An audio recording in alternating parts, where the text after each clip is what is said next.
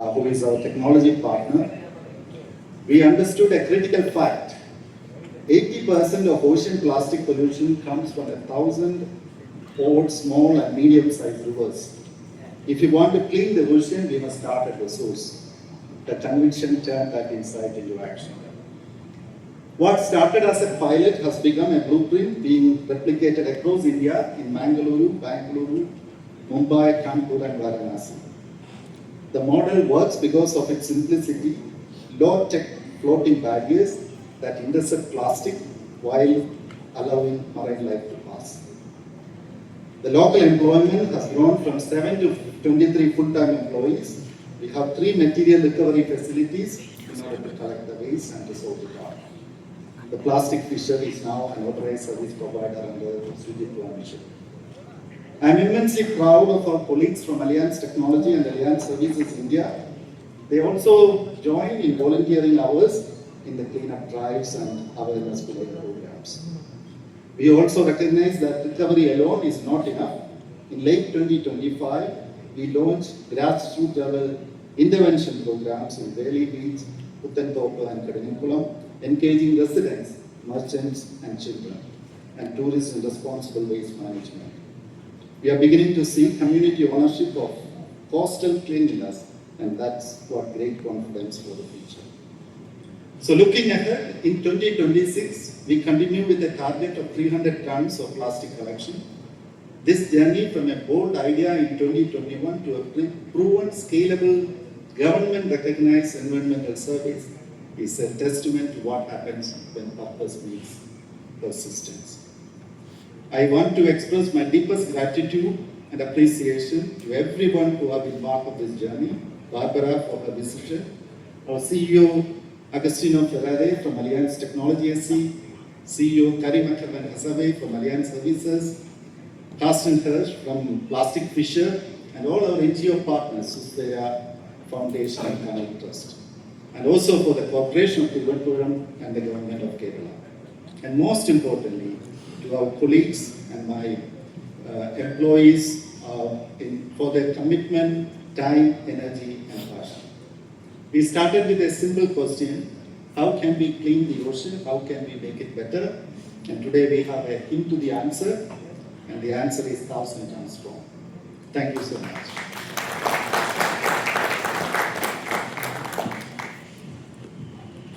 Thank you, Jason. Your reflections remind us that the milestone is not just about numbers, it's about people, partnerships, and purpose. ജലം ജീവനാണ്. ജലസ്രോതസ്സുകളുടെ സംരക്ഷണം മാനവരാശിയുടെ നിലനിൽപ്പിന് അത്യന്താപേക്ഷിതമാണ്. It's our honor to have with us today a leader who champions the cause of water conservation and management for the state of Kerala. I now invite Advocate Sri Mons Joseph, Honorable Minister of Water Resources and Housing, Government of Kerala, to deliver the presidential address.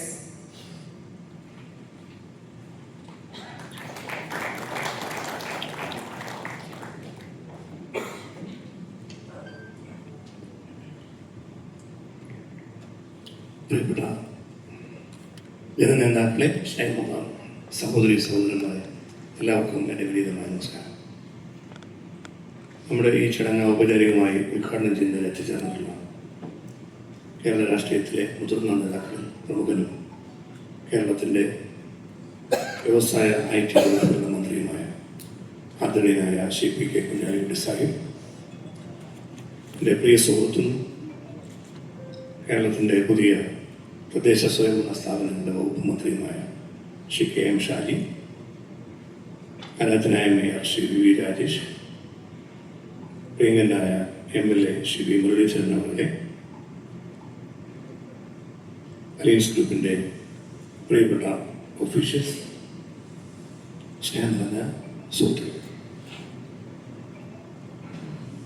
കേരളത്തിൻ്റെ ശ്രദ്ധ നേടുന്ന വലിയൊരു കർമ്മപരിപാടിയാണ് plastic മാലിന്യമുക്ത നദികൾ സൃഷ്ടിക്കുന്നതിന് വേണ്ടി തിരുവനന്തപുരം കേന്ദ്രമായി alliance group നടത്തിയ ഈ ഏറ്റവും അഭിമാനകരമായ പ്രവർത്തന പരിപാടി എന്ന് പറയാൻ ഞങ്ങൾക്ക് എല്ലാവർക്കും സന്തോഷമുണ്ട്. ഗവൺമെൻറ്റിന് വേണ്ടി തീർച്ചയായിട്ടും കുഞ്ഞാക്കുട്ടി സാഹിബടക്കം ഇവിടെ ഈ സംരംഭത്തെ അനുമോദിക്കുന്നതിന് വേണ്ടി എത്തിച്ചേരുന്നു. ഇത് കേരളത്തിൽ വലിയൊരു തുടക്കമായി തീരട്ടെ എന്ന് ആദ്യം തന്നെ ആശംസയായി പറയാൻ ആഗ്രഹിക്കാം. കേരളത്തിൽ പുതിയ ഒരു ഗവൺമെൻറ് അധികാരമേറ്റ കാലഘട്ടമാണ്. പുതിയ മുഖ്യമന്ത്രി ശ്രീ വി ഡി സതീശൻ്റെ നേതൃത്വത്തിൽ ഗവൺമെൻറ്റിൻ്റെ നയപ്രഖ്യാപനത്തിൽ വളരെ പ്രാധാന്യത്തോടുകൂടി മിഷൻ സമുദ്ര എന്ന ഒരു പ്രോജക്റ്റ് തന്നെ പ്രഖ്യാപിച്ചു. നമ്മുടെ ജലാശയങ്ങളെയും ജലലഭ്യതയ്ക്ക് ഉപകരിക്കുന്ന എല്ലാ സാധ്യതകളെയും പ്രയോജനപ്പെടുത്തുവാനും സംരക്ഷിക്കുവാനുമുള്ള പ്രവർത്തനങ്ങൾക്ക് ജലവിഭവ വകുപ്പിൻ്റെയും ഗവൺമെൻറ്റിൻ്റെ പൊതുവെ നേതൃത്വത്തിൽ വളരെയേറെ മുന്നോട്ട് വരേണ്ട ഒരു കാലഘട്ടമാണ്. തീർച്ചയായിട്ടും ഇവിടെ സൂചിപ്പിച്ചതുപോലെ ഇന്ന് നേരിടുന്ന വെള്ളപ്പൊക്ക പ്രശ്നങ്ങൾ, ആരോഗ്യ പ്രശ്നങ്ങൾ, ഇതൊക്കെ കണക്കിലെടുക്കുമ്പോൾ മാലിന്യ നിർമ്മാർജ്ജനം എന്നതുപോലെ തന്നെ പ്ലാസ്റ്റിക് നിർമ്മാർജ്ജനവും ഒരു അനിവാര്യതയായി ഞങ്ങൾ മുന്നിൽ നിൽക്കുകയാണ്. ഈ ഒരു കാഴ്ചപ്പാടോടെയാണ് ഈ പ്രവർത്തനത്തിലേക്ക് നിങ്ങൾ വന്നിട്ടുള്ളത് എന്ന് കാണുന്നതിൽ സന്തോഷമുണ്ട്. ലോകത്തിലെ മുൻനിര ഇൻഷുറൻസ് കമ്പനികളൊന്നായ അലയൻസ് ഇവിടെ നടത്തിയ പ്രോഗ്രാം തിരുവനന്തപുരം തലസ്ഥാന, കേരളത്തിൻ്റെ തലസ്ഥാന നഗരിയെ തന്നെ തിരഞ്ഞെടുത്തുകൊണ്ട് ഇവിടെ നടത്തിയ ഈ പ്രോഗ്രാമിന് വലിയ പ്രാധാന്യമാണ് നമുക്ക് കാണുവാൻ കഴിയും. 1000 ടൺ എന്ന് പറയുമ്പോൾ എന്തുമാത്രം നീളം വരും എന്ന് ഇവിടെ വിശദീകരിക്കുകയുണ്ടായി. 1000 ടൺ എന്നത് 12,000 കിലോമീറ്റർ നീളത്തിൽ, ഇത് ഒന്നിന് പുറകെ ഒന്നായി പ്ലാസ്റ്റിക് കുപ്പികൾ നിരത്തിയാൽ നിങ്ങളിവിടെ വിശദീകരിക്കുകയുണ്ടായി 12,000 കിലോമീറ്റർ നീളം വരുന്നതാണ്. എന്ന് പറഞ്ഞാൽ ഇന്ത്യയുടെ തീരദേശ ദൈർഘ്യത്തേക്കാൾ കൂടുതലാണ് നമ്മൾ ഇപ്പോൾ നീക്കം ചെയ്ത പ്ലാസ്റ്റിക് എന്നുള്ളതാണ് അതിൻ്റെ പ്രാധാന്യം. അപ്പോൾ എത്ര വലിയൊരു കാര്യമാണ് ഇവിടെ നടന്നത് എന്ന് നമുക്കിതിലൂടെ മനസ്സിലാക്കാൻ കഴിയും. ഇതിനുവേണ്ടി CSR ഫണ്ടിലൂടെ 5 കോടി രൂപ നിങ്ങൾ ചെലവഴിച്ചു. 5 കോടി പ്ലാസ്റ്റിക് കുപ്പികൾ. ഇതെല്ലാം വിലയിരുത്തുമ്പോൾ ഈ രംഗത്ത് തീർച്ചയായിട്ടും വളരെ വലിയൊരു ഇൻവെസ്റ്റ്മെന്റ് നിങ്ങൾ നടത്തി എന്നുള്ളതാണ് കാണുവാൻ കഴിയുന്നത്. ഇതിലൂടെ നഗരത്തിലെ പ്രധാനപ്പെട്ട ജലപാതകളിൽ നമുക്കൊരു വലിയ മോചനത്തിന് അവസരമുണ്ടായിരിക്കുന്നു എന്നുള്ളത് എടുത്തു പറയേണ്ട കാര്യമാണ്.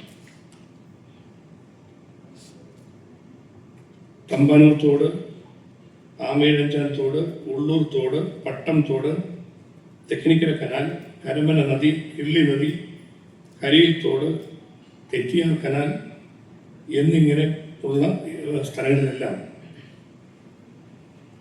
നമുക്ക് ഈ മാലിന്യങ്ങൾ നീക്കം ചെയ്യാൻ നമുക്ക് കഴിഞ്ഞിട്ടുണ്ട്. സത്യത്തിൽ ജല ഉപഭോഗ വകുപ്പിന് അല്ലെങ്കിൽ ഗവൺമെന്റിന് അസാധ്യമായ ഒരു കാര്യം ഇപ്പോൾ ഇതുവരെ നടന്നിട്ടില്ല. അസാധ്യമായ ഒരു കാര്യം അലയൻസ് ഗ്രൂപ്പ് ഇവിടെ നടപ്പാക്കിയിരിക്കുന്നു എന്ന് പറഞ്ഞാൽ അതിൽ ഗവൺമെന്റ് പോലും നിങ്ങളോട് നടക്കുകയാണ്. അത്രയേറെ വലിയൊരു കാര്യമാണ് നിങ്ങൾ ചെയ്തിട്ടുള്ളത്. ഈ പദ്ധതിയുടെ നേട്ടങ്ങളെക്കുറിച്ച് ഇവിടെ വിശദീകരിക്കുകയുണ്ടായി.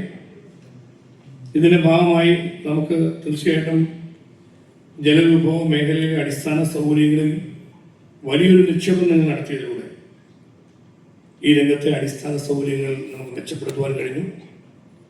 വെള്ളപ്പൊക്ക ഭീഷണി, ഇപ്പോൾ തലസ്ഥാന നഗരിയിൽ തന്നെ എപ്പോഴും വെള്ളപ്പൊക്ക ഭീഷണി ഉണ്ടാകുന്നതിൽ ഉള്ള കാരണങ്ങൾ നമ്മൾ പരിശോധിച്ചപ്പോൾ മേയറുടെ ഉണ്ട്, MLA ഉണ്ട്, ഗവൺമെന്റിനെ പ്രതികരിച്ചുകൊണ്ട് ഞങ്ങൾ പല പ്രാവശ്യം ഗവൺമെന്റ് വന്ന ശേഷം പരിശോധിച്ചപ്പോൾ തന്നെ നമ്മുടെ റെയിൽവേ സ്റ്റേഷനിലെ പ്ലാറ്റ്ഫോമിന് സമീപത്തും വിവിധ സ്ഥലങ്ങളിലും വെള്ളം ഒഴുകിപ്പോകേണ്ട സ്ഥലങ്ങളിൽ പ്ലാസ്റ്റിക് ഉൾപ്പെടെയുള്ള മാലിന്യങ്ങൾ നിറഞ്ഞ് ഒഴുകിപ്പോകാത്ത അടക്കമുള്ള പ്രശ്നങ്ങളുണ്ട്.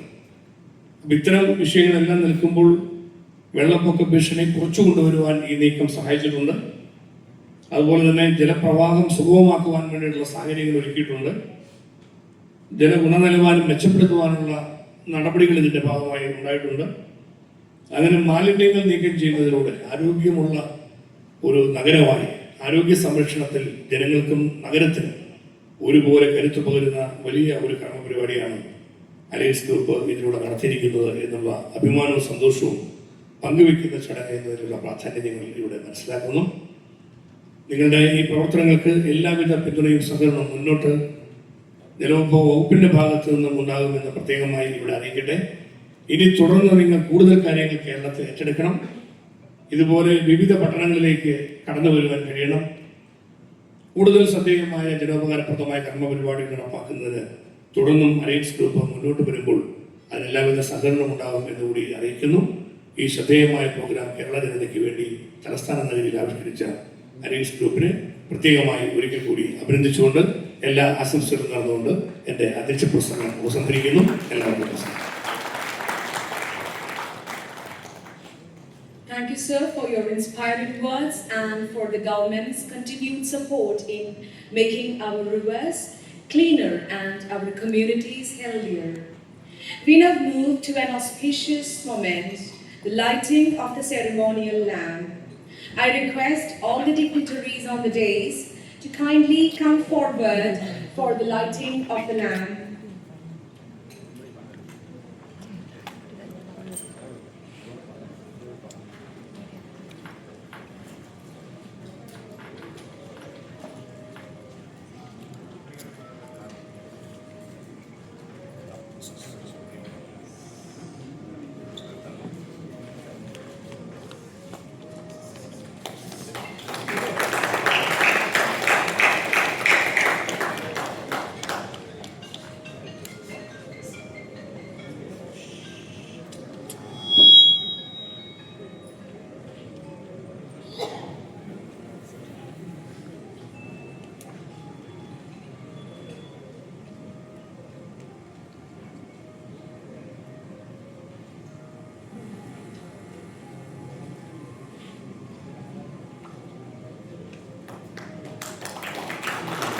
തമസോമ ജ്യോതിർഗമയ, ഈ വെളിച്ചം പ്രകാശപൂരിതമായ ഒരു നല്ല നാളെയിലേക്ക് നയിക്കട്ടെ.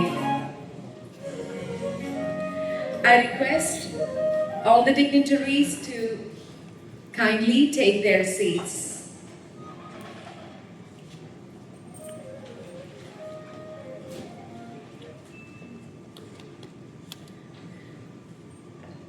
Thiruvananthapuram is home to Technopark, India's first technology park established 36 years ago. Today, it hosts over 500 companies and is a workplace to more than 75,000 professionals. The Plastic Waste-Free Rivers project demonstrates that industrial growth and environmental stewardship can go hand in hand. It's now my privilege to invite Shri P.K. Kunyalikutty, Honorable Minister of Industries, IT, AIs and Startups, Government of Kerala, to deliver the inaugural address.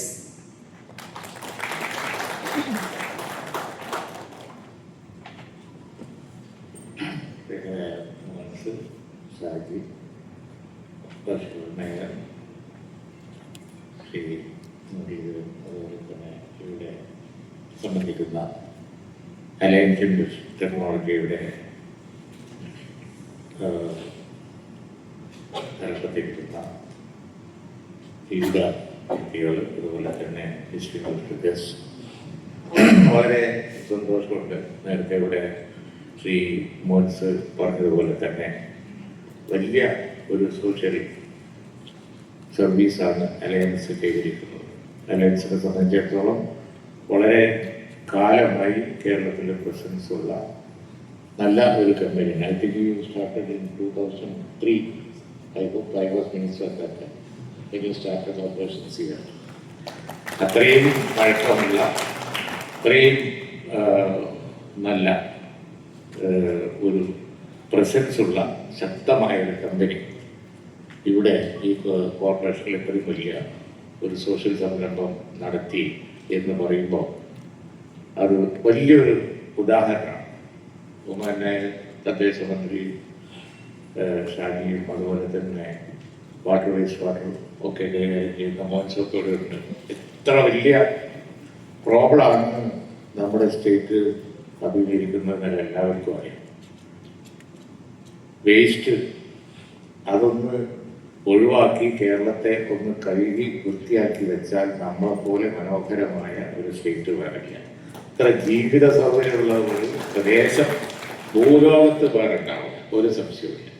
പക്ഷേ സർക്കാരുകൾ മാറി മാറി വന്നെങ്കിലും ആരെക്കൊണ്ടും corporation മേയറുണ്ട് ആരെക്കൊണ്ടും പൂർണ്ണമായി ഇതുവരെ ഇത് ചെയ്യാൻ സാധിച്ചിട്ടില്ല. സാധിക്കാത്തത് ആ പ്രശ്നത്തിൻ്റെ ഒരു മൈൽ സ്റ്റോൺ എന്ന് പറഞ്ഞു 1000 ടൺ അതിൻ്റെ സെലിബ്രേഷനാണ്. 1000 ടൺ മുങ്ങിക്ക് ഇനി എത്ര ടൺ അവിടെ കിടപ്പുണ്ടാവും എന്നുള്ളത് നമുക്ക് ആലോചിച്ചാൽ അറിയാം. അപ്പോൾ ഗവൺമെൻറ്റും സന്നദ്ധ സംഘടനകളും ഇൻഡസ്ട്രിയും അതുപോലെ തന്നെ എല്ലാവരും കൂടി ഒരുമിച്ച് ചെയ്യേണ്ട ഒരു കാര്യമാണ് മാലിന്യ നിർമ്മാർജ്ജനം എന്നുള്ള കാര്യത്തിൽ യാതൊരു സംശയവും വിചാരിച്ചാൽ സാധിക്കും. ഞാനിപ്പോൾ ജസ്റ്റ് നൗ ടെക്നോ പാർക്കിൽ നിന്നാണ് വരുന്നത്. ടെക്നോ പാർക്കിൽ ഒരു യൂണിറ്റ് 2013 അവിടെ തുടങ്ങിയ ഒരു മാലിന്യ നിർമ്മാർജ്ജന പ്ലാന്റാണ്. ഞാനൊന്നത് വിസിറ്റ് ചെയ്തു. ആ ക്യാമ്പസിൽ ടെക്നോ പാർക്കിനകത്ത് വലിയ മാലിന്യ പ്രശ്നം ഇല്ലാതെ കൊണ്ടുപോകാൻ ആ കാര്യങ്ങൾ സാധിക്കുന്നുണ്ട്. അതുപോലെ വിവിധ മോഡലുകൾ ട്രൈ ചെയ്ത് ആധുനിക ടെക്നോളജി ഉപയോഗിച്ച് നമുക്ക് ഈ പ്രോബ്ലം സോൾവ് ചെയ്യണം. ഗവൺമെൻറ്റിൻ്റെ ഭാഗത്ത് നിന്ന് അതിനുള്ള ശ്രമം ഉണ്ടാവും എന്നുള്ളത് ഈ സദസ്സിനെ ഉറപ്പ് നൽകാൻ ഞങ്ങൾ ആഗ്രഹിക്കുകയാണ്. തീർച്ചയായും ഏറ്റവും വലിയ അവർ മനസ്സ് പറഞ്ഞ പോലെ തന്നെ ഗവൺമെൻറ് ഏറ്റവും വലിയ പ്രയോറിറ്റിയാണ്. കേരളത്തിൽ മാലിന്യ നിർമ്മാർജ്ജനം നടന്നാൽ തന്നെ ഒരുപാട് പ്രോബ്ലംസ് സോൾവ് ആവും. നമ്മുടെ ടൂറിസത്തിന് നന്നാവും, അസുഖങ്ങൾ ഒരുപാട് ഞാൻ പറയേണ്ട കാര്യമില്ല.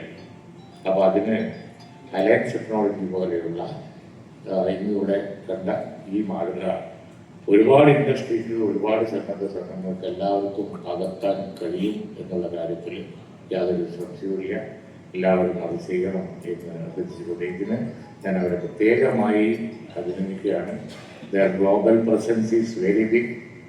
Their presence as an industry is very important for Kerala. And now this social service is much more important to Kerala. I congratulate them for that. I think I completely agree.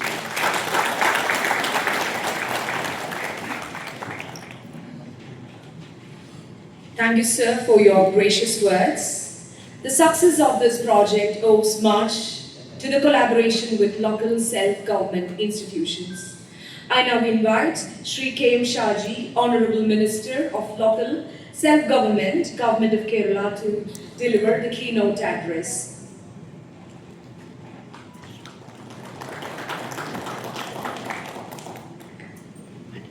Keralam അഭിമുഖീകരിക്കുന്ന ഏറ്റവും ഗൗരവപ്പെട്ട പ്രശ്നമാണ് മാലിന്യ നിർമ്മാർജ്ജനമെന്ന് ബഹുമാനിയായ ഉദ്ഘാടകനും deputy secretary മോൻസോസൊക്കെ ഒക്കെ പറയുന്നു.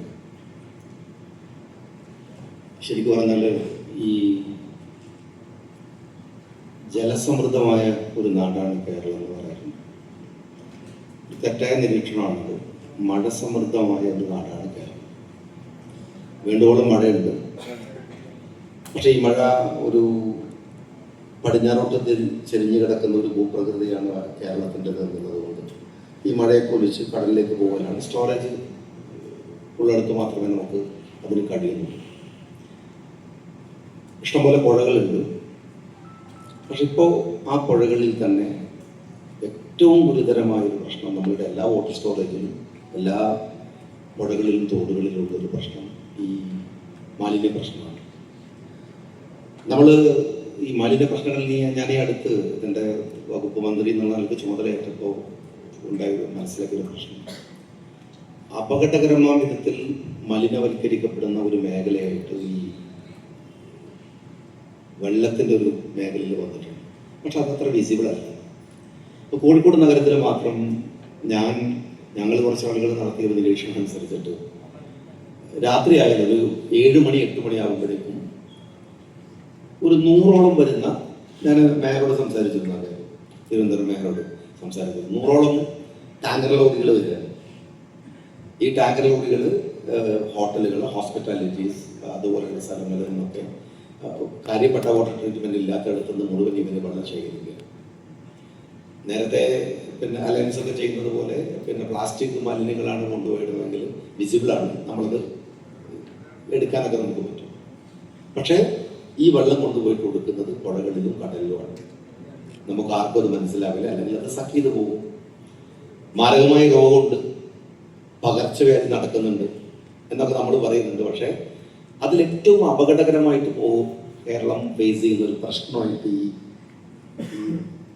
വെള്ളത്തിൻ്റെ മാലിന്യവൽക്കരണം വരികയാണ്. ഇതിൻ്റെ ഏറ്റവും ഗുരുതരമായ പ്രശ്നം അതിന് വിസിബിലിറ്റി ഇല്ല എന്നുള്ളതാണ്. നമ്മൾ കാണില്ല, മറ്റൊക്കെ നമുക്ക് കാണാൻ പറ്റുന്നു എന്നുള്ളതാണ് ഗുരുതരമായ പ്രശ്നം. ഈ പ്രശ്നത്തിൽ വെള്ളം മലിനവൽക്കരിക്കപ്പെടുന്നു, മലിനവെള്ളം അതിലേക്ക് ചേർക്കപ്പെടുകയും ചെയ്യുന്നു എന്നുള്ളതും കേരളം ഫേസ് ചെയ്യാവുന്ന ഏറ്റവും ഗുരുതരമായ പ്രശ്നമാണ്. തിരുവനന്തപുരത്ത് അനൗൺസ് ചെയ്തിരിക്കുന്നത് ഞാനത് അവരുടെ പ്രോജക്റ്റ് കണ്ടിരുന്നു. എനിക്ക് വലിയ സന്തോഷവും വലിയ ഒരു ആകർഷണവും. 1000 ടൺ എന്ന് പറയുന്നതിനേക്കാൾ ഒരു 10,000 ടണ്ണിൻ്റെ വാല്യൂ ഉള്ള ഒരു വർക്കാണ് അവർ ചെയ്തു വെച്ചിരിക്കുന്നത് എന്നത് ഏറ്റവും ഒരു കീ പോയിന്റിലാണ്, പ്രധാനപ്പെട്ട ഒരു ഇടത്താണ് അവരുടെ ഇടപെടൽ ഉണ്ടായിട്ടുള്ളത്. ശ്രദ്ധയായിട്ടുള്ളൊരു കാര്യം. ഞാൻ അവരോട് റിക്വസ്റ്റ് ചെയ്യുന്നത്, തിരുവനന്തപുരം മേയർ വലിയ സന്തോഷത്തിലാണ്, അദ്ദേഹത്തിൻ്റെ അധികാര പരിധിയിലാണ് കാര്യമായിട്ട് അവർ ചെയ്യുന്നത്. ഞാൻ പറഞ്ഞ ബാക്കിയുള്ള ജില്ലാ കോർപ്പറേഷനുകളിൽ കൂടെ നിങ്ങളുടെ ശ്രദ്ധ ഉണ്ടാവണമെന്ന് ഞാൻ നിങ്ങളോട് റിക്വസ്റ്റ് ചെയ്യുകയാണ്. അതിനുള്ള ഒരു ശ്രമം നിങ്ങളുടെ ഭാഗത്ത് ഉണ്ടാകണം. രണ്ടാമത്തെ കാര്യം ഞാൻ പറയുന്നത്, മാലിന്യ സംസ്കരണത്തിലോ മാലിന്യത്തിൻ്റെ ഇഷ്യൂസിലോ നമ്മൾ ശ്രദ്ധ വഹിച്ചിട്ടുണ്ടെങ്കിൽ കുഞ്ഞാലി സാഹിബ് പറഞ്ഞ പോലെ ഒരു നല്ലതാണ്. നമ്മൾ കണ്ടുകൊണ്ടിരിക്കെ തന്നെ അങ്ങനെ തകർന്നു പോകാവുന്ന അപ്പോൾ ഒരു വലിയ പ്രശ്നം നമ്മളുടെ മാലിന്യ സംസ്കരണ രംഗത്ത് പലതരത്തിൽ. ഇപ്പം ഞാൻ ഓഫീസിൽ ഇരുന്നാൽ രാവിലെ മുതൽ വൈകുന്നേരം വരെ ആളുകൾ പ്രോജക്റ്റുമായിട്ട് വരുത്താൻ കാര്യപ്പെട്ടൊരു പണി. അത് സംസ്കരിക്കുന്ന രീതി ഇങ്ങനെയുണ്ട്, ഇത് സംസ്കരിക്കുന്ന രീതി ഇങ്ങനെയുണ്ട്, അത് അങ്ങനെ കൈകാര്യം ചെയ്തു തരാം എന്നൊക്കെ പറഞ്ഞു വരുന്ന ഇഷ്ടം പോലെ. ഈ മേഖല ഇപ്പോൾ ഒരു തട്ടിപ്പ് മേഖല കൂടെ മാറിക്കൊണ്ടിരിക്കുകയാണ് ശരിക്കും പറഞ്ഞാൽ. അത് അവിടെ വലിയ ഒരു ലോബി തന്നെ അതിനകത്ത് കാര്യമായിട്ട് വർക്ക് ചെയ്യുന്നുണ്ട്. അവരോടൊക്കെ തന്നെ ഒരു സക്സസ്ഫുൾ മോഡൽ എവിടെയെന്ന് ചോദിച്ചാൽ അതൊന്നും പറയാനില്ല. എൻ്റെ ഒരു ഐഡിയ ഉണ്ട് എന്നുള്ളതാണ്. ഐഡിയ നമ്മൾ എടുത്തിട്ടുണ്ട് എന്നാൽ ഇതവിടെ നിങ്ങൾ പ്രയോഗവൽക്കരിച്ചത്. ഇതിനകത്ത് ഇപ്പോൾ പ്ലാസ്റ്റിക്കിൻ്റെ സംസ്കരണം എന്ന് പറയുന്നിടത്ത് ഒരു പ്രശ്നമുണ്ട്, അത് സംസ്കരിക്കാൻ ഉതകും. പക്ഷെ നമ്മൾ കളക്ട് ചെയ്യുന്ന മാലിന്യങ്ങളിലെ ഒരു 60% മോർ നമുക്ക് സംസ്കരിക്കാൻ കഴിയുന്നതല്ല. ഞാനത് കഴിഞ്ഞ ആഴ്ച ഡൽഹിയിൽ സംസാരിക്കുമ്പോൾ ഞാൻ പറഞ്ഞു, ഇത് അതിനാണ് ഈ ലാൻഡ് ഫില്ലിംഗ് എന്ന് പറയുന്നത്. ഇപ്പോൾ തിരുവനന്തപുരം മേയർ അതുമായി ബന്ധപ്പെട്ട് ഒരു അറ്റംപ്റ്റ് നടത്തി പാതി വഴിയിൽ ഇങ്ങനെ നിൽക്കുകയാണ്. ലാൻഡ് ഫില്ലിംഗ് ആണ് ഇതിനകത്ത് ഏറ്റവും സക്സസ്ഫുൾ ആയിട്ടുള്ള വേൾഡിലെ ഒരു മോഡൽ. അതാണ് സിംഗപ്പൂർ പോലെ ഒരു ഹൈലി പോപ്പുലേറ്റഡ് ആയിട്ടുള്ള തിക്കലി പോപ്പുലേറ്റഡ് ആയിട്ടുള്ള ഒരു കൺട്രി എന്നുള്ള നിലക്ക് അവർ ചെയ്തിരിക്കുന്ന മാതൃകാടക്കം ഗോവ ചെയ്തിരിക്കുന്ന ഇൻഡോർ ചെയ്തിരിക്കുന്ന മോഡലുകൾ എടുത്ത് ഇന്ത്യയിൽ പരിശോധിച്ചാൽ പോലും സക്സസ്ഫുൾ മോഡൽ അതാണ്. ആ അർത്ഥത്തിൽ ഞാൻ പറയുന്നത് ഏറ്റവും മാതൃകാപരമായിട്ടുള്ള അതിനകത്ത് ഒരു നിങ്ങളുടെ ഒരു സോഷ്യൽ കമ്മിറ്റ്മെന്റിന്റെ ഭാഗമായിട്ടുള്ള വർക്ക് എന്നുള്ള ആൾക്ക് എന്തെങ്കിലും ചെയ്യാന്നുള്ളതല്ല, ചെയ്തു വെച്ചിരിക്കുന്നത് ആപ്റ്റായിട്ടുള്ള ഏറ്റവും സ്തുത്യർഹമായിട്ടുള്ള പ്രശംസനീയമായിട്ടുള്ള ഇടപെടലാണ് അലയൻസ് നടത്തിയിരിക്കുന്നത്. അഭിവാദ്യങ്ങൾ നേടുന്നതോടൊപ്പം ഇനിയുള്ള യാത്രയിൽ ഈ യാത്ര എല്ലായിടത്തേക്കും വ്യാപിപ്പിക്കാനുള്ള ശ്രമങ്ങൾ ഉണ്ടാവട്ടെ എന്ന് ആശംസിക്കുകയും ചെയ്തുകൊണ്ട് നിൽക്കുകയാണ്.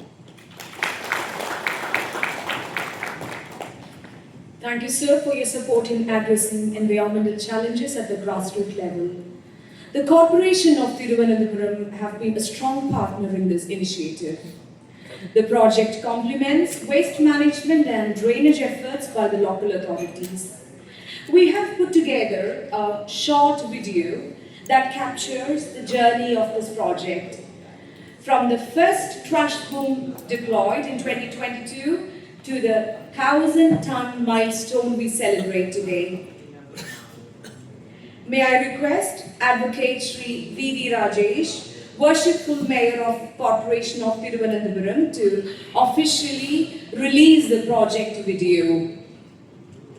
നന്ദി പ്രവർത്തിക്കുന്ന ഒരു സ്ഥാപനം ഏതു തരത്തിലാണ് സമൂഹത്തിന് മാതൃകാപരമാവേണ്ടത് എന്നുള്ളതിൻ്റെ ഏറ്റവും വലിയ ഉദാഹരണങ്ങളൊന്നാണ് അലയൻസ് കഴിഞ്ഞ 3 വർഷമായി തിരുവനന്തപുരത്ത് കാഴ്ചവെക്കുന്നത്. ഞാൻ തിരുവനന്തപുരം മേയറായി ചുമതലയേറ്റതിന് ശേഷം നടന്ന പല സൗഹൃദ സംഭാഷണങ്ങളിലും പലരോടും പറഞ്ഞത്, തിരുവനന്തപുരത്ത് ഇന്റർനാഷണൽ പോർട്ട് ഉൾപ്പെടെയുള്ള ആയിരക്കണക്കിന് സ്ഥാപനങ്ങൾ പ്രവർത്തിക്കുന്നു. ഇതൊക്കെ തന്നെ പ്രവർത്തിക്കുമ്പോൾ ഇപ്പോൾ IT ഇവിടെ 500 കമ്പനികൾ എന്നാണ് പറഞ്ഞത്. എനിക്ക് ലഭ്യമായ കണക്കനുസരിച്ച് 800 കമ്പനികൾ തന്നെ ചെറുതും വലുതുമായ കമ്പനികൾ തിരുവനന്തപുരത്ത് പ്രവർത്തിക്കുന്നു. 75,000-80,000 IT പ്രൊഫഷണൽസ് മാത്രം തിരുവനന്തപുരത്ത്. ഇതുപോലെ തന്നെ ഹോസ്പിറ്റലുകൾ മറ്റു പല സ്ഥാപനങ്ങളൊക്കെ ആയിട്ട് ഇവരൊക്കെ തന്നെ തിരുവനന്തപുരത്ത് പ്രവർത്തിച്ച് സമാഹരിക്കുന്ന ഊർജം CSR എന്നുള്ള നിലയ്ക്ക് CSR ആക്ടിവിറ്റികളിൽ നിശ്ചിത ശതമാനം തിരുവനന്തപുരത്തിൻ്റെ വികസനത്തിന് വേണ്ടി ചെലവാക്കുന്ന ഒരു സംസ്കാരത്തിലേക്ക് ഈ പ്രസ്ഥാനങ്ങൾ മാറണം എന്നുള്ള ഒരു അഭിപ്രായം സൗഹൃദ സംഭാഷണങ്ങൾ പല സ്ഥാപന മേധാവികളോട് ഇത്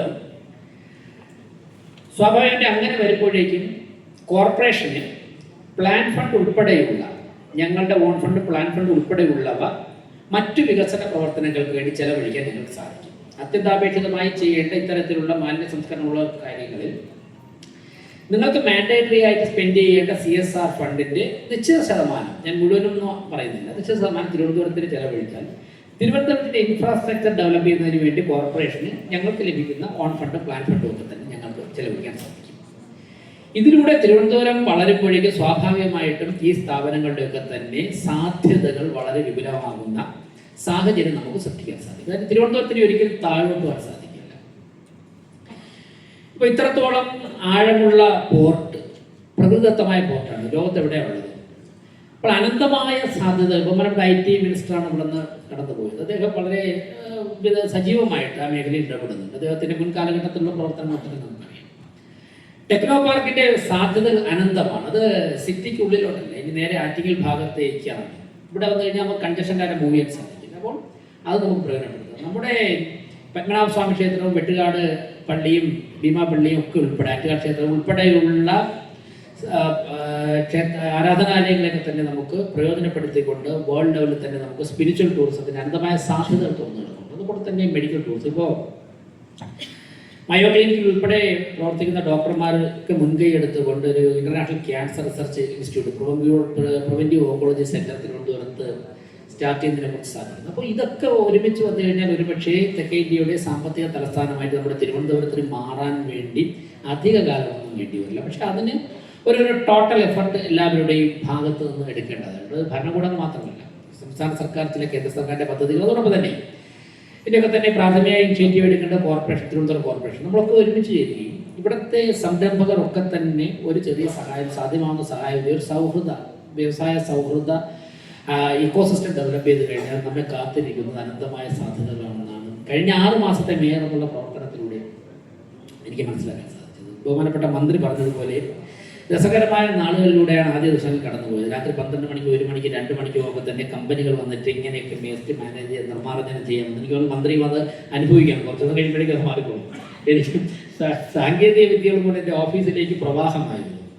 ആദ്യമൊക്കെ എന്തെങ്കിലും ചെയ്യാം ഞാനത് പഠിച്ചു നോക്കി. എന്നുവെച്ചാൽ അവരോട് ചോദിച്ചു, 100 ടൺ, നമുക്ക് 370 to 400 ടൺസാണ് പെർ ഡേ തിരുവനന്തപുരത്ത് ജനറേറ്റ് ചെയ്യപ്പെടുന്ന വേസ്റ്റ്. ഞാൻ ചോദിച്ചു 100 ടൺ സംസ്കരിക്കുന്നതിന് എത്ര ഏക്കർ സ്ഥലമാണ് വേണ്ടത്? ഓരോരുത്തരും ചിലർ അവരൊറ്റ ചോദ്യത്തോടുകൂടി തന്നെ അവർ ലാപ്ടോപ്പ് മടക്കാറുണ്ട്. ഓരോരുത്തരും പല കണക്കുകൾ പറയാറുണ്ട്. അപ്പോൾ പലരോടും ചോദിച്ചു, ഞാൻ തിരുവനന്തപുരം സിറ്റിക്കകത്ത് ഞങ്ങൾക്ക് നിങ്ങൾ ആവശ്യപ്പെടുന്ന അത്രത്തോളം ഭൂമിയില്ല. അപ്പോൾ ചിലർ നമുക്ക് താല്പര്യം തോന്നുന്ന തരത്തിൽ, സാർ 25 സെൻറ്റ് മതി, അല്ലെങ്കിൽ അതൊക്കെ കൊടുക്കാൻ സാധിക്കും, 10 സെൻറ്റ് മതി, 20 സെൻറ്റ് മതി എന്ന് പറയുമ്പോൾ ഞാൻ ചോദിക്കും, ഈ ഭൂമിയിൽ കേരളത്തിൽ ഇത് എവിടെയാണ് വിജയകരമായി നടക്കുന്ന ഒരു മോഡൽ കാണിച്ചു തരാനുള്ളത്? അപ്പോൾ കേരളത്തിലില്ല. ഇന്ത്യയിൽ ഇത് എവിടെയുള്ള? ഇന്ത്യയിലുമില്ല. ഇത് ലോകത്തിലെവിടെയെങ്കിലും ഉണ്ടെങ്കിൽ ഞങ്ങൾ ആരെങ്കിലും എഞ്ചിനീയർമാരെ വിട്ടിട്ട് നോക്കാം. പലരും പറയുന്നത് അങ്ങനെ ഒരു സംഭവം. അപ്പോൾ ഇതിനൊക്കെ തന്നെ ഇത് നേരത്തെ പറഞ്ഞതുപോലെ പണം കൊയ്യുവാനുള്ള ഒരു മാർഗമായി പോലും പലരും പ്രയോജനപ്പെടുത്തുന്ന ഉണ്ട്. ഇപ്പോൾ മോഡൽ പ്ലാന്റുകൾ നേരത്തെ സൂചിപ്പിച്ചതുപോലെ ഗോവയിലുണ്ട്, വാരണാസിയിലുണ്ട്, ഇൻഡോറിലുണ്ട്. പക്ഷേ അവിടെയൊക്കെ തന്നെ ഇത്രത്തോളം പ്രോപ്പർട്ടി, ഇത്ര സ്കേഴ്സിറ്റി ഇല്ല. കുറേ കൂടിയൊക്കെ ലാൻഡ് ലഭിക്കുന്ന, ഇപ്പോൾ ബ്രഹ്മപുരത്ത് അവരുടെ കയ്യിൽ ഓൾറെഡി ഏക്കറുകൾ ഉണ്ടായിരുന്നു. ഇവിടെ കോഴിക്കോടുമുണ്ട്. നമുക്ക് തിരുവനന്തപുരത്ത് ലഭിക്കുന്ന ഭൂമിയുടെ അവൈലബിൾ ആയിട്ടുള്ള ആ ലഭ്യത അനുസരിച്ചുള്ള സിസ്റ്റം ഇനിയും ഡെവലപ്പ് ചെയ്യേണ്ടതുണ്ട് എന്നുള്ളതാണ് വസ്തുത. അത്ഭുതപ്പെട്ടു. ഞാൻ തന്നെ സമയത്തൊക്കെ പറഞ്ഞിരുന്നു, നമ്മൾ സ്പേസിൽ പോയി ഇപ്പോൾ താമസിച്ചവർ 285 ദിവസം യൂറിൻ പ്യൂരിഫൈ ചെയ്തിട്ടാണ്, അത് കുടിച്ചിട്ടാണ് ജീവിച്ചതെന്ന് വായിച്ചു പോയിട്ടുള്ളത്. അത്രത്തോളം ടെക്നോളജി വളർന്നിട്ട് തിരുവനന്തപുരത്ത് ഇപ്പോഴും ഫുഡ് വേസ്റ്റ് പിഗ് ഫാമുകളിലേക്ക് കൊടുക്കുകയാണ്. സാങ്കേതിക ഇത്രയും വളർന്നിട്ട് നമ്മളിപ്പോൾ ഇപ്പോഴും ചെയ്തുകൊണ്ടിരുന്നത് ഈ അവസ്ഥയിൽ നിന്ന് സ്ഥായിയായിട്ട് എങ്ങനെ മാറാം എന്നുള്ളതിനെ കുറിച്ചുള്ള ഗൗരവമായ ചർച്ചയും ചിന്തയും വേണം. ഇപ്പോൾ ഞാൻ ബഹുമാനപ്പെട്ട മന്ത്രികൾ പറഞ്ഞു, ഞങ്ങൾ ചർച്ചയിലാണ് സജീവമായിട്ട്. പുതിയ മുഖ്യമന്ത്രി അധികാരമേറ്റ ആദ്യ നാളുകളിൽ അദ്ദേഹത്തെ സന്ദർശിച്ചപ്പോൾ തന്നെ തിരുവനന്തപുരത്തെ പ്രശ്നങ്ങളെക്കുറിച്ച് പറഞ്ഞപ്പോൾ ഞാൻ അദ്ദേഹത്തോട് പറഞ്ഞു, തിരുവനന്തപുരത്ത് 6 മാസം കുടിവെള്ള പ്രശ്നമാണ്. ഡിസംബറിൽ ആരംഭിച്ച് മെയ് വരെ കുടിവെള്ള പ്രശ്നമാണ്. കുടിവെള്ള പ്രശ്നത്തിൻ്റെ 6 മാസത്തെ ടെൻഷൻ അവസാനിക്കുന്നത് ജൂണിൽ പെയ്യുന്ന മഴയിലെ വെള്ളപ്പൊക്കത്തിലൂടെയാണ്. അപ്പോൾ 6, 3, 9 മാസവും കുടിവെള്ള പ്രശ്നവും മഴയും വെള്ളക്കെട്ടുമായിട്ട് പോവുകയാണ്. നമ്മുടെയൊക്കെ തന്നെ എനർജി ഈ 9 മാസം ഉദ്യോഗസ്ഥരുടെയും രാഷ്ട്രീയക്കാരുടെയും ഒക്കെ എനർജി, മന്ത്രിമാരുടെയും മേയറുടെ ഒക്കെ പോകുന്നതിൻ്റെ പരിഹരിക്കപ്പെടുന്നത് പരിഹരിക്കുകയില്ല.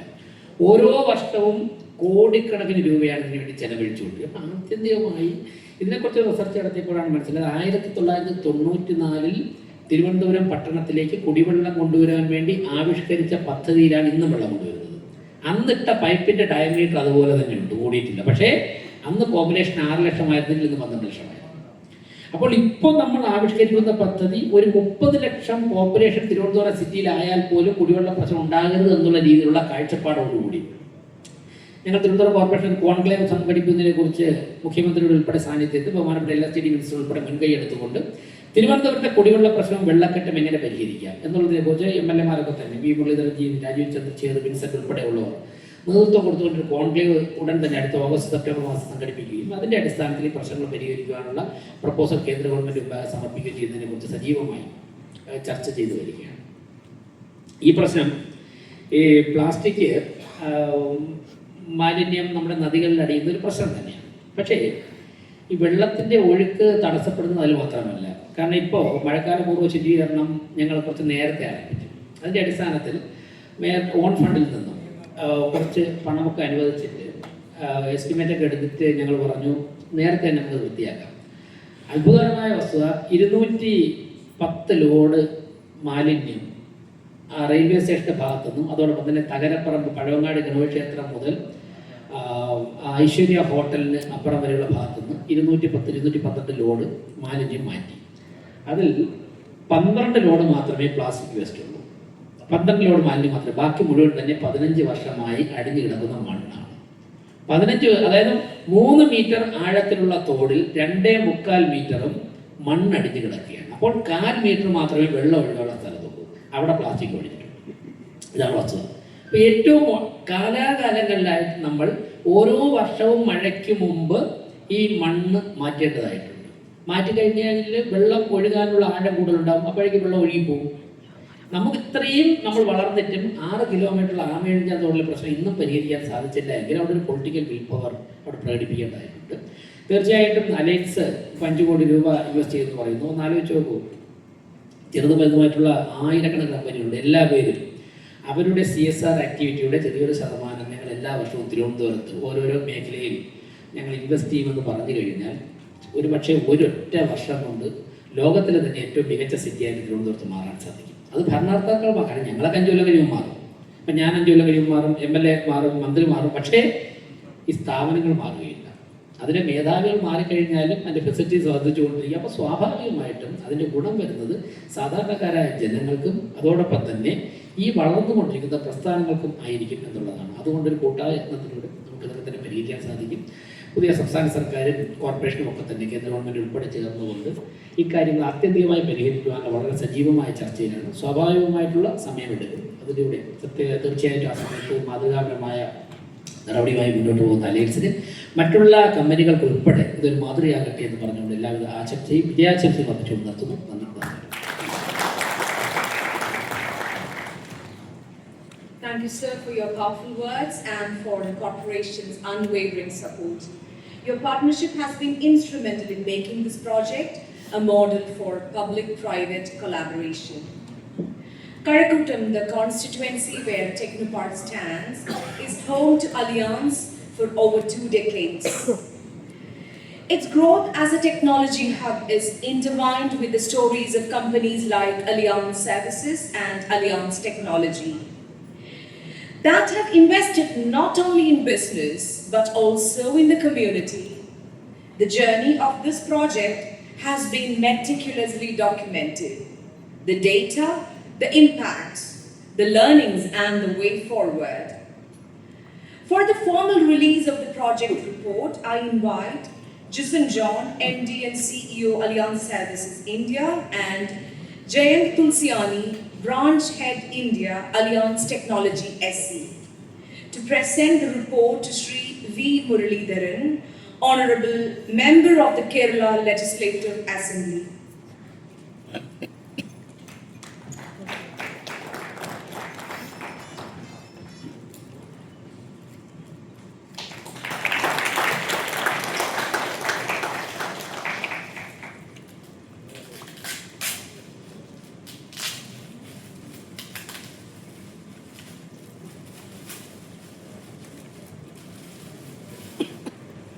Thank you.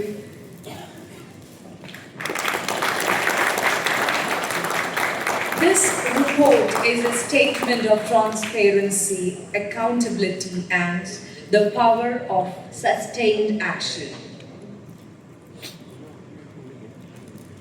Over to you, sir, for the special address.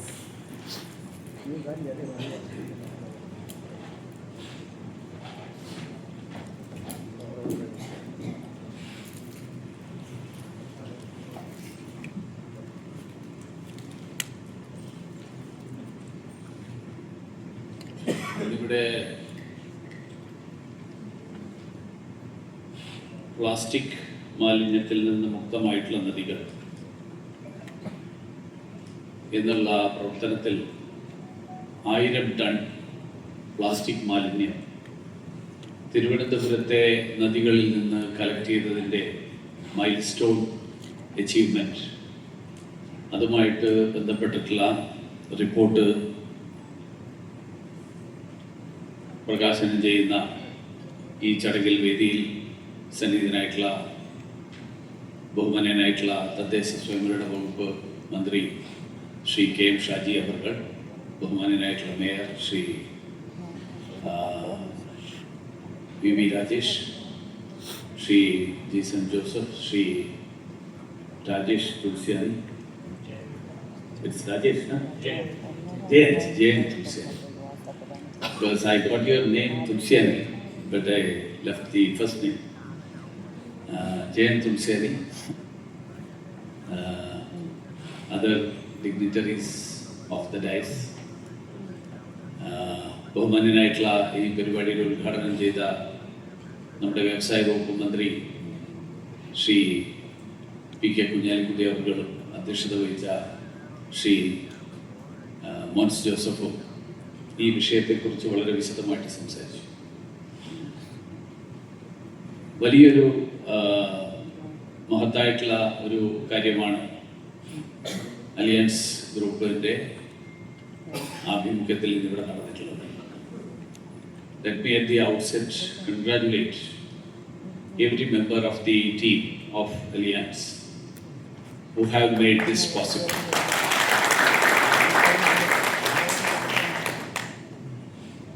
ഈ പ്ലാസ്റ്റിക് വേസ്റ്റ് എന്ന് പറയുന്നത് it's a global phenomenon, and the water bodies are the places where the plastic waste is dumped, not only in Thiruvananthapuram or India but across the world. ഏറ്റവും കൂടുതൽ സമുദ്രത്തിലാണ് plastic കുപ്പികൾ കണ്ടെത്തുന്നത് എന്നാണ് ഇതിനെക്കുറിച്ച് പഠിച്ചിട്ടുള്ള ഏജൻസികൾ പറയുന്നത്. മുംബൈയിൽ മാത്രം കാനകളിലൂടെയും ഒക്കെ ആയിട്ട് കടലിലേക്ക് എത്തുന്ന പ്ലാസ്റ്റിക് മാലിന്യം ഒരു വർഷത്തിൽ 50 ലക്ഷം kilogram. The studies, Mr. Tulsiani will be more interesting because he is based in Pune. In Mumbai, it's 5 million tons per year. That's the amount of plastic waste that reaches the river. അപ്പോൾ ഈ പ്രശ്നത്തിന് സർക്കാരുകളോ മാത്രം ശ്രമിച്ചാൽ പരിഹാരം ഉണ്ടാവില്ല എന്നത് നമുക്ക് എല്ലാവർക്കും അറിയാം. എനിക്ക് ഓർമ്മ വരുന്നത് 2021 പ്രധാനമന്ത്രി നരേന്ദ്രമോദിജി ഈ ഇഷ്യൂ ഫ്ലാഗ് ചെയ്യാൻ വേണ്ടിയിട്ട് അദ്ദേഹം എടുത്തൊരു ഉദാഹരണം വേമ്പനാട് കായലിൽ പ്ലാസ്റ്റിക് മാലിന്യം കളക്ട് ചെയ്യുന്ന രാജപ്പൻ എന്ന് പറയുന്ന പോളിയോ ബാധിച്ച ഒരു മനുഷ്യൻ്റെ കഥയാണ്.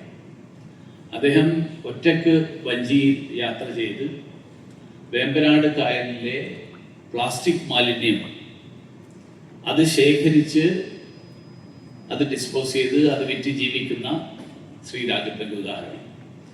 കേരളം അങ്ങനെ ഒരു രാജപ്പനെ അറിഞ്ഞത് പ്രധാനമന്ത്രി ഡൽഹിയിൽ നിന്ന് മൻ കി ബാത്തിൽ ഈ കാര്യം പരാമർശിച്ചപ്പോഴാണ്. നമ്മളെ സംബന്ധിച്ചോളം, തിരുവനന്തപുരത്തെ സംബന്ധിച്ചോളം ഈ പ്രശ്നത്തിനെ കുറിച്ച് അറിയാൻ നമ്മൾ അധികം ദൂരെയൊന്നും പോകേണ്ട ആവശ്യമില്ല. കാരണം മലിനീകരണ നിയന്ത്രണ ബോർഡ് പറയുന്നത് കേരളത്തിലെ ഏറ്റവും മലിനമായിട്ടുള്ള നദികളുടെ പട്ടികയിൽ 2ാം സ്ഥാനത്താണ് കരമനയാറുന്നത്. അപ്പോൾ തിരുവനന്തപുരത്താണ് ഈ പ്രശ്നത്തിൻ്റെ ഏറ്റവും രൂക്ഷമായിട്ടുള്ള ഇമ്പാക്റ്റ് ഉണ്ടാവുന്നത് എന്നാണ് അത് സൂചിപ്പിക്കുന്നത്. പിന്നെ പാർവതി പുത്തനാർ, വർഷങ്ങളായിട്ട് മാലിന്യം തള്ളാനുള്ള ഇടമായിട്ട് പാർവതി പുത്തനാർ മാറിയിരിക്കുകയാണ്. ആമേഴഞ്ചാൻ തോട്ടിലെ മാലിന്യത്തിൽ ജീവൻ നഷ്ടപ്പെട്ട ജോയി നമുക്ക് മറക്കാൻ പറ്റാത്ത ഒരാളാണ്. അദ്ദേഹത്തിൻ്റെ മൃതദേഹം പുറത്തെടുക്കാൻ വേണ്ടി നടത്തിയ ശ്രമം തന്നെ നമ്മളെല്ലാവരും ലൈവായിട്ട് കണ്ടിട്ടുള്ളവരാണ്.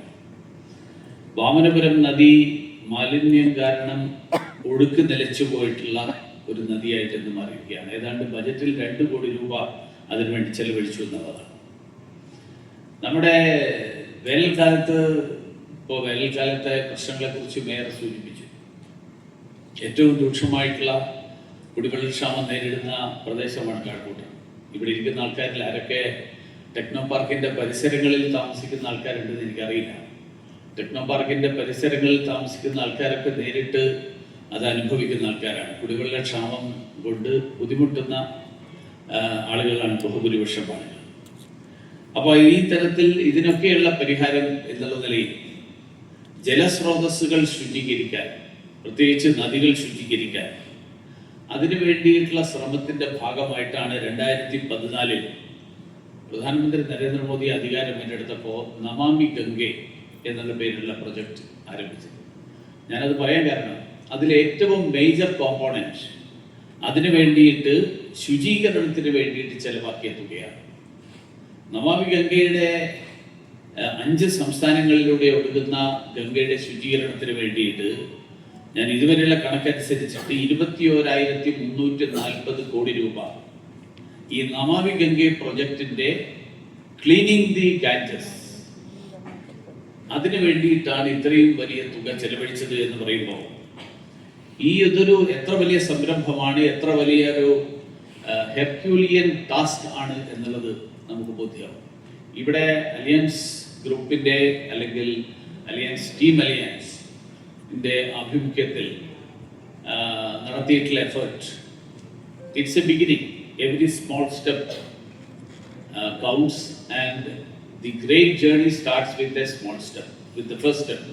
എന്ന് സാധാരണ പറയാറുള്ളത് പോലെ തീർച്ചയായിട്ടും അലിയൻസിന്റെ ആഭിമുഖ്യത്തിൽ ഇന്ന് നടന്നിട്ടുള്ള എഫർട്ട് തീർച്ചയായിട്ടും അത് അഭിനന്ദനാർഹമാണ്, പ്രോത്സാഹനജനകമാണ്. അതിൽ തദ്ദേശ സ്വയംഭരണ സ്ഥാപനങ്ങൾ, സർക്കാരുകൾ, വ്യവസായ സ്ഥാപനങ്ങൾ എല്ലാവരുടെയും പങ്കാളിത്തത്തോടു കൂടി മാത്രമേ ഇതിന് പരിഹാരം കണ്ടെത്താൻ കഴിയുള്ളൂ. ഞാൻ കഴിഞ്ഞ ദിവസങ്ങളിൽ തെറ്റിയാറും ആമയഞ്ചാത്തോടും ഒക്കെ നേരിട്ട് അറ്റിപ്രഭാഗത്ത് തെറ്റിയാറിൻ്റെ കൈവഴികളിലൂടെ ഞാൻ നേരിട്ട് പോയിരുന്നു. ഇന്നലെ നമ്മുടെ കണ്ണമൂലയിൽ ഈ ആമയഞ്ചാത്തോട് ആക്കുളത്തേക്ക് കയറുന്നതിന് മുമ്പുള്ള ലാസ്റ്റ് സ്റ്റേജിൽ ഞാൻ ഇന്നലെ പോയിരുന്നു. അപ്പോൾ അവിടെയൊക്കെ സ്ഥിതി വ്യത്യസ്തമായിട്ടുള്ള സ്ഥിതിയല്ല. അവിടെ ഇപ്പോഴും ധാരാളം പ്ലാസ്റ്റിക് മാലിന്യങ്ങൾ അതുപോലെയുള്ള മറ്റഴുക്കുകൾ കൂടി കിടക്കുകയാണ്. ഇതിനൊക്കെയുള്ള പരിഹാരം കണ്ടെത്താൻ വേണ്ടിയിട്ടുള്ള കൂട്ടായിട്ടുള്ള ഒരു പരിശ്രമം, ആ പരിശ്രമമാണ് ആവശ്യം. തീർച്ചയായിട്ടും അലിയൻസിൻ്റെ ആഭിമുഖ്യത്തിൽ ഇങ്ങനെയൊരു പരിശ്രമം 1,000 tons you have collected, you have reduced the waste by 1,000 tons. So let me congratulate you for that effort, and let's continue it further, expand it with the collaboration of everyone. With these words I conclude. Namaskaram. Thank you, sir, for your encouraging words and for your continued support to the ITES ecosystem. മഹത്തായ നേട്ടങ്ങൾ എപ്പോഴും ശരിയായ പങ്കാളിത്തങ്ങളിലൂടെ മാത്രമേ ഉണ്ടാവുകയുള്ളൂ എന്ന് ഞങ്ങൾ വിശ്വസിക്കുന്നു. We would now like to honor our partners who have been with us every step of the way.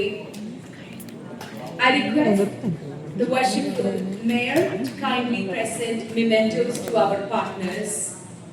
NGO partner Tunnel Trust. For over 30 years of championing organic farming, zero waste and environmental justice, and for driving grassroots level behavioral change through this project. Let me request Worshipful Mayor, Advocate Sri V.V. Rajesh to kindly present the memento to Mr. C. Jayakumar and Ms. Manju M. Nair from Tunnel Trust.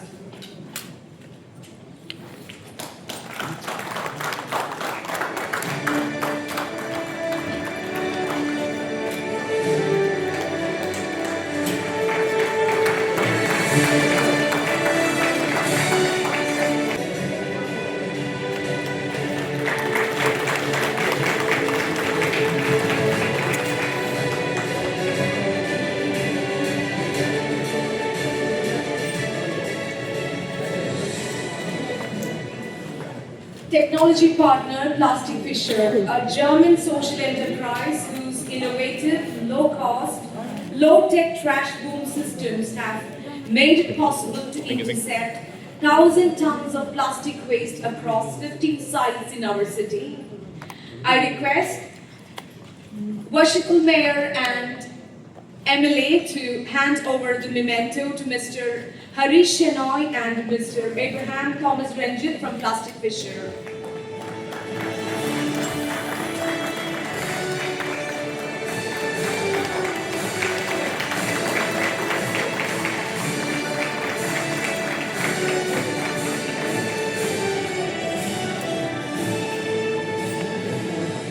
Worshipful Mayor and Honorable MLA, thank you for performing the honors. Congratulations to all our partners. This milestone belongs to each one of you. As we draw close to the ceremony, I invite Jayant Tulsiani, Branch Head, India, Alliance Technology SE, to deliver the vote of thanks.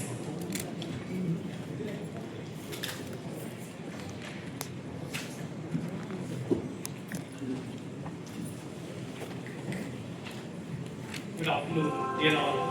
Thank you for being here with us on this special occasion.